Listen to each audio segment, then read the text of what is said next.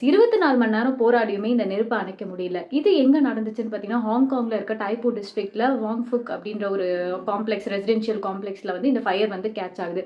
இது வந்து கரெக்ட்டா வந்து நவம்பர் 26 அன்னைக்கு நடக்குது. ஒரு சின்ன ஃபயர்ல தான் கேட்ச் ஆயிருக்கு. பட் நேரம் போக போக என்ன ஆயிருக்கு பார்த்தீங்கன்னா, மொத்தமா அந்த பில்டிங் எல்லாமே வந்து ஃபயரால சூழப்படுது. இந்த ஃபயர் வந்து ஒரு எக்ஸ்ட்ரீம் லெவலுக்கு போக போக மக்களால கண்ட்ரோல் பண்ண முடியல. ஃபயர் ஃபைட்டர்ஸ் வராங்க. ஃபயர் ஃபைட்டர்ஸுமே போராடுறாங்க. பட் கொஞ்ச நேரத்திலேயே என்ன ஆகுதுன்னா, காப்பாத்த போனவங்களுக்குமே வந்து நெறைய பேர் வந்து இறந்திருக்காங்க அப்படின்றத சொல்றாங்க. இப்போ வரைக்கும் அந்த இடத்துல இறந்தவங்க வந்து ஒரு 100க்கும் மேற்பட்டவங்க இறந்திருப்பாங்க. அண்ட் நெறைய பேர் மிஸ் ஆயிருக்காங்க அப்படின்னு சொல்றாங்க. இந்த காம்ப்ளெக்ஸ் வந்து பார்த்தீங்கன்னா, ஒரு 8 டவர்ஸ் மாரி இருக்கும். இந்த வீடியோல காமிக்கிற மாதிரி பார்த்தீங்கன்னா, 8 டவர் இருக்கு. இதுல ஒரு சில டவர்ல மட்டும் தான் ஒரு 4, 3 டவர்ல தான் வந்து ரெனோவேஷன் ஒர்க் போயிட்டு இருந்திருக்கு. அந்த ரெனோவேஷன் ஒர்க் அப்போ தான் இந்த இன்சிடென்ட் நடந்திருக்குன்னு சொல்றாங்க. பட் ஃபயர் எப்படி கேட்ச் ஆச்சு அப்படின்ற விஷயங்கள இன்னுமே வந்து அவங்க செக் பண்ணிட்டு தான் இருக்காங்க.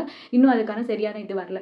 பட் யோசிச்சு பாருங்க, இவ்ளோ ஒரு மேசிவா ஃபயர் ஆயிருக்கு அப்படின்னா, ஏதோ ஒரு சின்ன ஸ்பார்க்ல கூட கண்டிப்பா ஆகியிருக்கும் அப்படின்றத சொல்றாங்க. இன்னும் ஒரு சில பேர் என்ன சொல்றாங்க, யாரோ ஒரு ஒர்க்கர் வந்து சிகரெட் இது பண்ணிட்டு இருக்காரு. அந்த ஸ்மோக்கிங் இது கீழ போட்டுட்டு அதுலருந்து ஃபயர் வந்து டெவலப் ஆயிருக்குன்னு சொல்றாங்க. பட் இதெல்லாம் ஒரு பக்கம் இருந்தாலும் இன்னும் வந்து அதுக்கான தீவிர விசாரணை பண்ணிட்டு தான் இருக்காங்க. பட் இன்னும் கடைசியா என்ன விஷயம் நடந்திருக்கு அப்படின்றது போக போக தான் விஷயம் வெளில வரும்.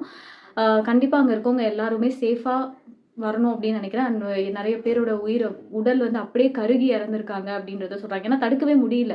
அவ்ளோ பெரிய அபார்ட்மெண்ட்ஸ் நீங்க பார்த்தீங்கன்னா, வீடியோலேருந்து பார்த்தீங்கன்னா, லைக் அவ்ளோ பெருசா இருக்கும். அந்த அபார்ட்மெண்ட்லேருந்து நீங்க ஃபயர் கேட்ச் ஆயிடுச்சு அப்படின்னு சொல்லிட்டு நீங்க தப்பிக்கணும்னாலே வந்து உங்களுக்கு வழி இருக்காது. ஃபுல்லா கேட்ச் ஆயிடுச்சு, நாலா பக்கமும் இருக்கு அப்படின்னா, நோ வே அப்படின்ற மாதிரி ஒரு சிச்சுவேஷன் வந்துரும்.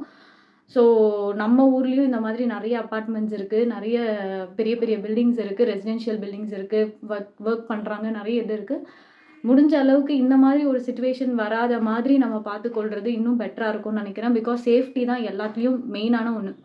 சேஃப்டிய விட்டுட்டோம் அப்படின்னா, கடைசியில வந்து யாராலயுமே எதுவுமே பண்ண முடியாது. என்னதான் வந்து அதுல வந்து ஃபயர் அலாரம் ஒர்க் ஆகலன்றாங்க சில பேரு. எதுவுமே ப்ராப்பரா சேஃப்டி ப்ரிகாஷன்ஸ் இல்லையோ அப்படின்றதும் ஒரு பக்கம் போயிட்டுருக்கு. ஸோ இத பத்தி நீங்க என்ன நினைக்கிறீங்க அப்படின்றத மறக்காம காமெண்ட்ஸ்ல சொல்லுங்க. இந்த வீடியோ பிடிச்சிருந்துச்சுன்னா வினி ஸ்பாட்ஸ ஃபாலோ பண்ணிக்கோங்க. பாய்.